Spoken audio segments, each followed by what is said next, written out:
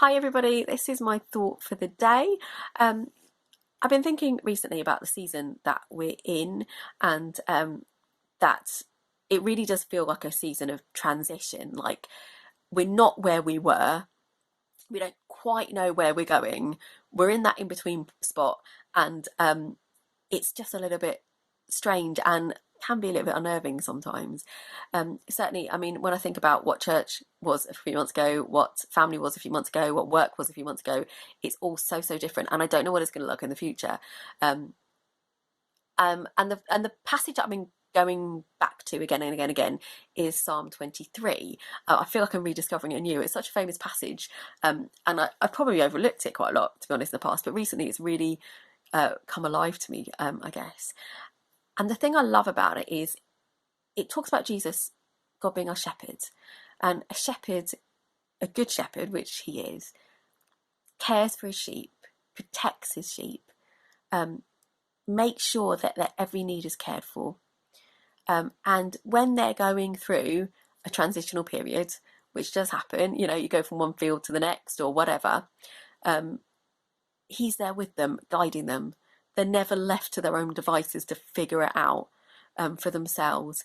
And but the thing that I found the challenge for me was that if you kind of go with the metaphor of being a sheep, if you don't mind for a moment, like you have times when you're in the field and you can explore the field, hang out with the other sheep, you know, do your own thing. The shepherd's there.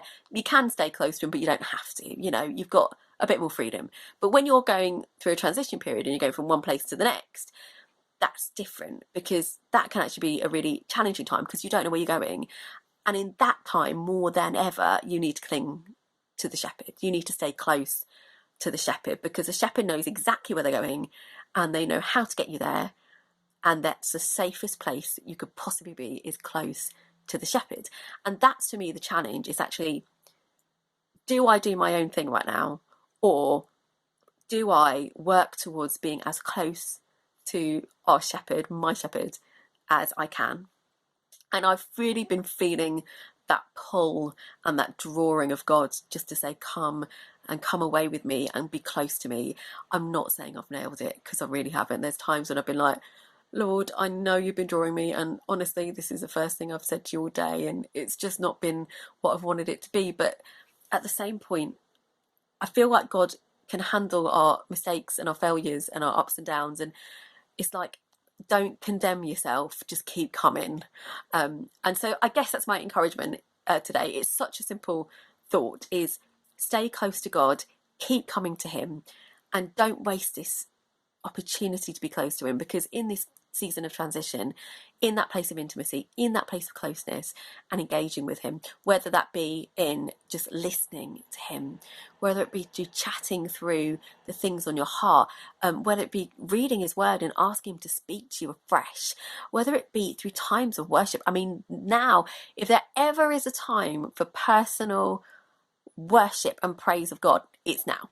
It is now. So whether it's that or prayer and praying for things in life, whatever that way you are connecting with God, or it can be completely different to what I've said. You might be much more creative than I am. I'm sure you are, but just embrace that season to get close to God, and know that he'll get you and us from A to B. He really will. But the way to get there, and the safest way to get there, is staying close to God. I hope that makes sense. And that's my thought for the day. Bye.